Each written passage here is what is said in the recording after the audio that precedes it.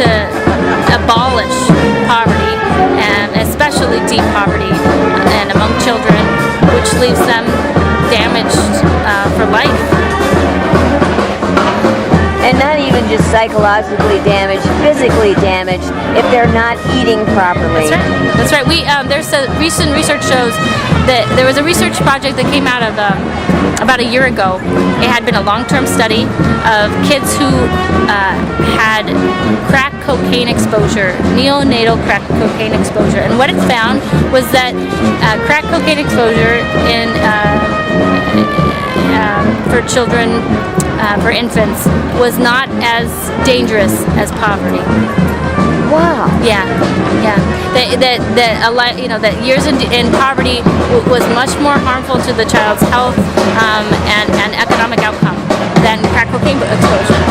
We don't talk about this. We don't talk about how damaging poverty and deep poverty is. There's more research that shows that even one incidence of hunger can impact the long-term health.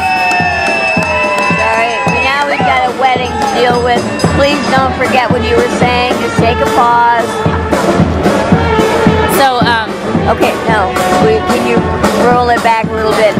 Remember, there's new research that shows that even one incidence of hunger for children can impact their lifelong health and well-being and economic earnings.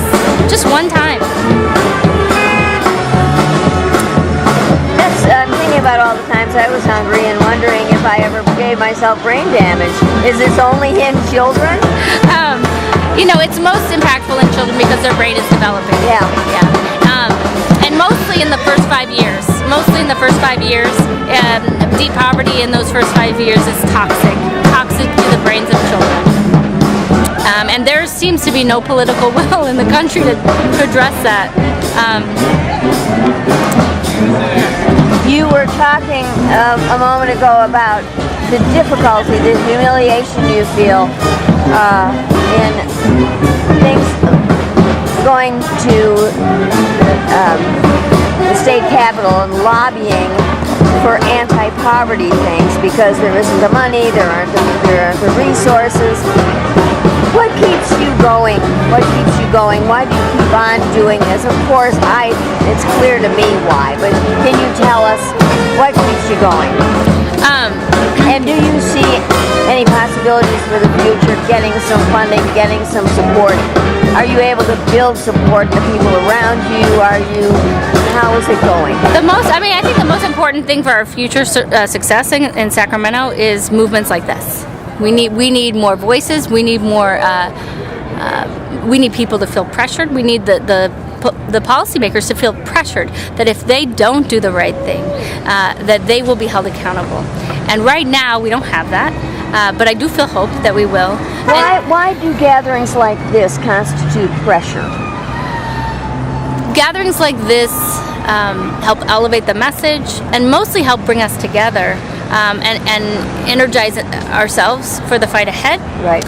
To celebrate our victories, even if Sacramento doesn't acknowledge the victories that we do.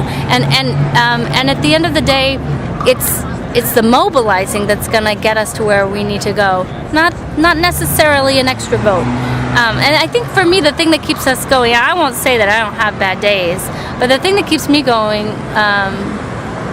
is that I know that I look out at people who are living in poverty, who get up every day and they live the next day. Some of these folks are working 15-hour days just like I am, but for no money at all, and working for somebody who doesn't appreciate them. And I don't have that. I get to work at a job where I know I'm making a difference, things I like to do. I work long hours, sure. I have failure, sure. But my kids are fed, and that should be something every mother, every father gets to have, and that every mother and every father wants. And it would be just inconceivable to think about stopping in those conditions when there's still people who, in fact, there's more people now than ever that don't have their basic needs met, aren't being treated humanely, don't have opportunity. kids who will lose their life chances to experience well-being, the economic and physical well-being, before they could even write their names. This is unacceptable. And so, you know, even on the hard days when we have big losses, I remember that you only lose if you quit. You only lose if you quit. So we just take a deep breath and turn back around and go again.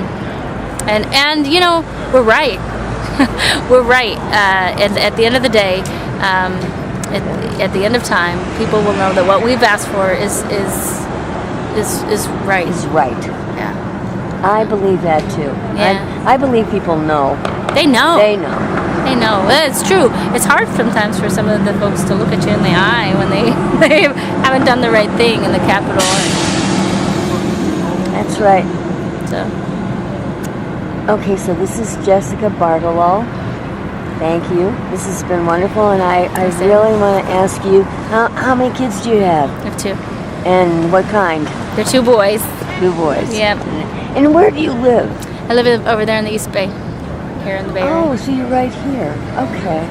Well, I can see why Paul was delighted to have you working with the Western Regional Advocacy Project. Yeah, they're amazing. Paul's amazing. And he is amazing. Inspiring and supportive, and it's great.